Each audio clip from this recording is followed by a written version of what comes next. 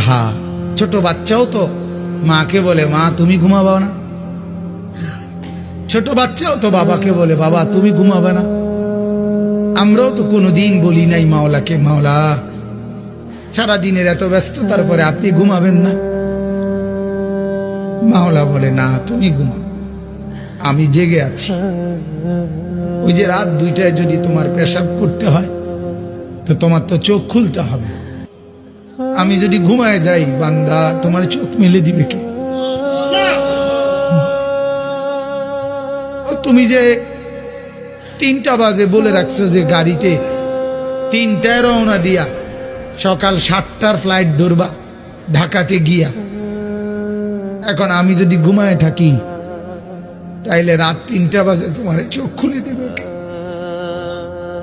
এই জন্য বান্দা আমি ঘুমাই না, আমি ঘুমাই না, তুমি ঘুমাও, আমি তোমাকে পাহারা দিই। আলাম ইয়ালাম বিআন্নাল্লাহা ইয়ারা, আল্লাহ বলে বান্দা জানো আমি সারাক্ষণ তোমাকে চেয়ে থাকি, কখন জানি আমার বান্দার কি লাগে। আল্লাহ বলেন তুমি ঘুমাও, তোমার ক্ষেত তোমার ঘরের একটা বদনা পর্যন্ত ঘরের ভিতরে, তোমার ঘরের একটা নুনের বাটি পর্যন্ত ঘরের ভিতরে, এত বড় বিশাল ক্ষেত ফসল লাগায়া রেখে আসলা, কই ওয়াল কই, দরজা কই, জানালা কই, উপরে ছাদও নাই, বেড়াও নাই, কিচ্ছু নাই, কারে দিয়া গেলা? আল্লাহ বলে ঠিক আছে বান্দা তুমি দরজা বন্ধ করে ঘুমাও, আমি তোমার ক্ষেত পাহারা দিচ্ছি। আমি সময় মতো কুয়াশা ফেলবো, সময় মতো বৃষ্টি দেব, সময় মতো জমিনকে চালনির মতো ছিদ্র করব।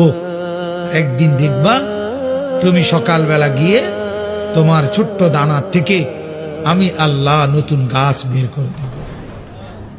কয়দিন পরে দেখবা সবুজ গাছ বড় হয়ে গেছে, এর কয়দিন পরে দেখবা হলুদ হইয়া পাইকা গেছে, এর কয়দিন পরে কাইটা ঘরে নিয়ে আসবা, আর তোমার ঘরে তখন আনন্দ, নতুন ফসল তোলার আনন্দ।